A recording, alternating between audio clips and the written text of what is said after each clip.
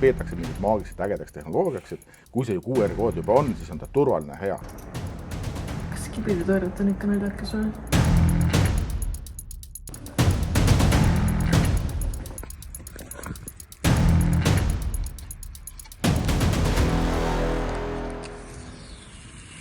Kui sa saaksid anonüümse sõnumi mingi veebilehe lingiga, siis kas sa avaksid selle?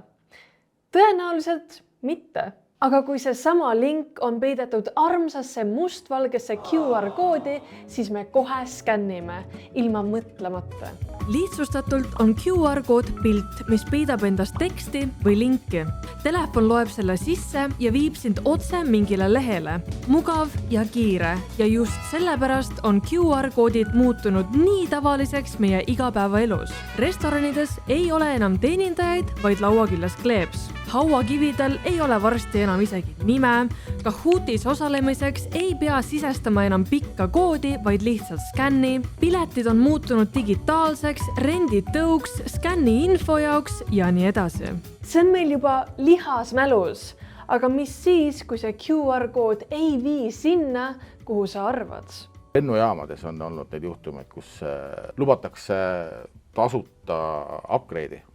Skänneeri siit tee midagi. Tegelikult upgrade ei tulnud ja seda inimene survestati, et sul on vaja 3 minutiga ära teha, sest et kohe on see gate seal. Et anna oma andmed ja maksa veel raha ka ja lennujaam ideaalne koht survestamiseks, siis inimene läheb lennukisse. Siis ta on 2 tundi kadunud ja siis ta on teises riigis ja kes seda probleemi enam lahendama hakkab. Üks levinumaid kohti, kus kurjategijad QR-koodide usaldust ära kasutavad, on parklad.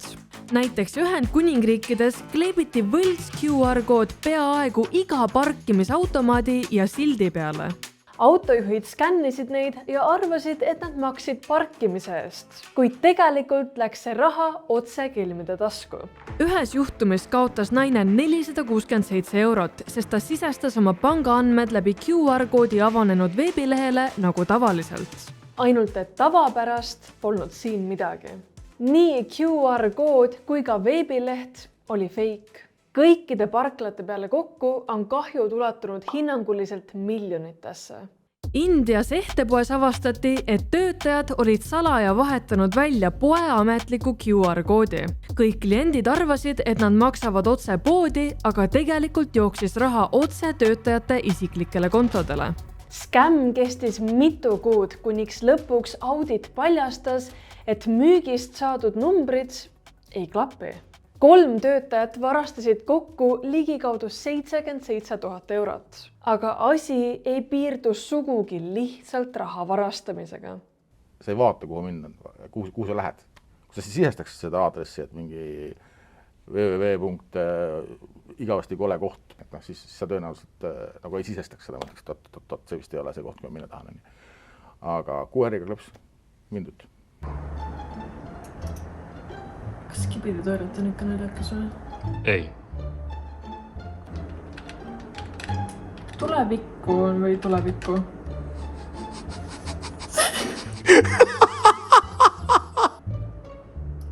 See suur punane. Oh my god, aina paremaks läheb. Me printisime välja hunnikus erinevate piltide ja tekstidega QR-koode ja panime need linna peale üles. Lihtsalt selle jaoks, et näha, kui paljud inimesed seda pimesi skännivad.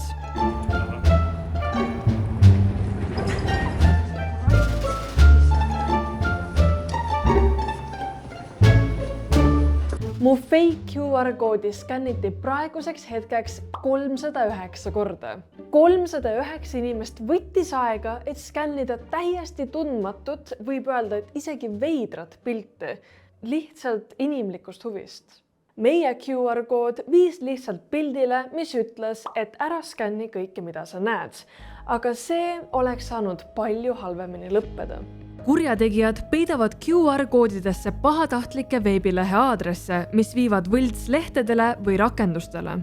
Sellega võivad kaasneda varastatud paroolid, pangakonto andmed, e-postid ja sotsiaalmeediakontod. QR-koodide läbi saab sind jälgida ja sinu kohta andmeid koguda. QR-kood suunab esmalt jälgimislingile, mis salvestab su seadme andmed enne, kui jõuad sihtlehele. IP-aadress, asukoht, kellaaeg, operatsioonisüsteem ja nii edasi. sellega kogutakse käitumuslikke andmeid, et neid kasutada reklaamide või manipulatsiooni eesmärgil. Mõned QR-koodid kasutavad spetsiaalseid linke, mis avavad rakendusi otse. See võib avada makserakenduse ette täidetud andmetega, näiteks Swedbanki äpp ja seab saajaks kelmikonto. QR-kood võib viia otse rakenduse alla laadimiseni, mis sisaldab pahavara. Skanneerid plakatil QR-i, näiteks tõmbaürituste äpp, aga tegelikult laeb see alla viiruse.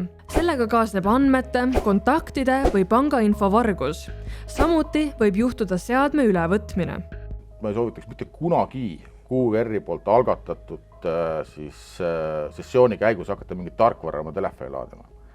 Sest jah, see veebiaadres, kuhu minnakse, on seal väikselt küll näha, sõltuvad telefonist ja rakendusest, millega seda QR-i kasutatakse. Aga tihti on see ebamugav vaadata ja skännitakse, väga hea, mul on vaja nüüd seda tarkvara, et saada järgmine nädal sõita Ferrariga 3 päeva, et laadin alla, installin oma telefoni ära. See võib olla pahavara, et seda alla laadite endale. Ja seesama pahavara võib siis hakata juba ise teie telefonis kas andmeid koguma või mingisugused tegevused tegema, mida te soovi. Ma olin eelmine nädal tõsiselt üllatunud. Olin Palamuse kandis kodukontoris, kust pidin tegema ka ühe päris tähtsa töökõne kliendile, kes vaatas mulle teiselt poolt ekraani vastu ja saate aru, mees tegi kodukontorit keset džunglimetsa või siis keset kloostrimetsa. Telial on tõesti tasemel internet üle Eesti.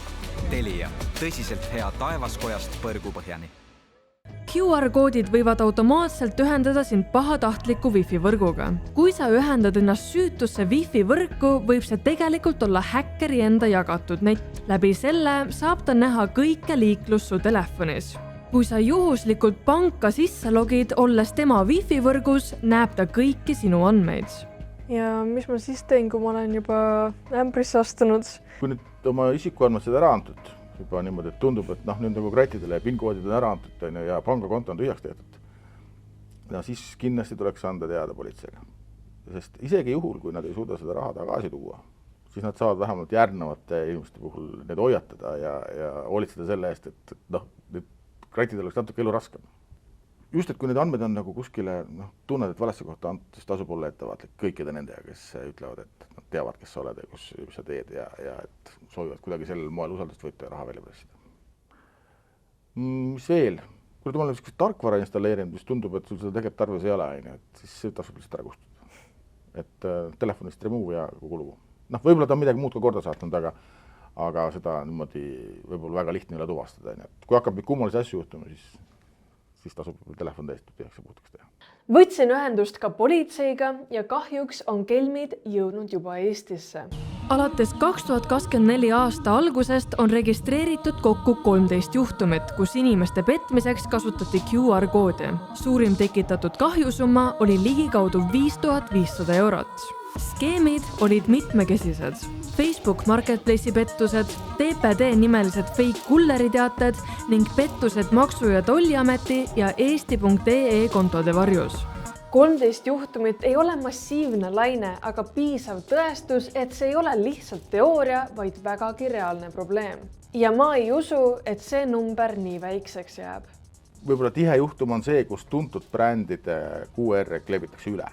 Et laiast maailmast üsna palju neid juhtumeid olnud ja nüüd siis inimene uskudes seda brändi ja seda maagilist tehnoloogiat nimega QR, et teeb selle registreeringu lihtsalt ära. Minnes Starbucksi kohvikusse, seal on QR-kood ukse peal, skaneeri, iga 5 skaneerija saab kohvi tasuta.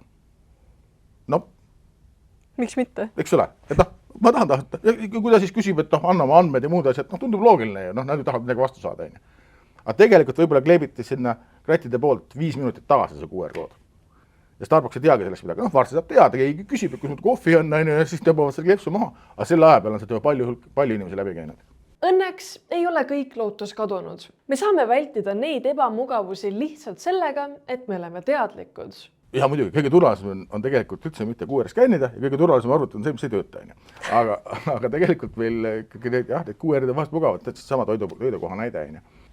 QR ei ütleks, et ärge kunagi skaneerige, aga vaadake seda, kas see on nagu loogiline, kuhu te sattusite. Et kui näiteks toidukohast tahan tellida salatit ja selle peale küsitakse, et küll on kinnita oma tellimus PIN 2-ga, siis ma seda ei teeks.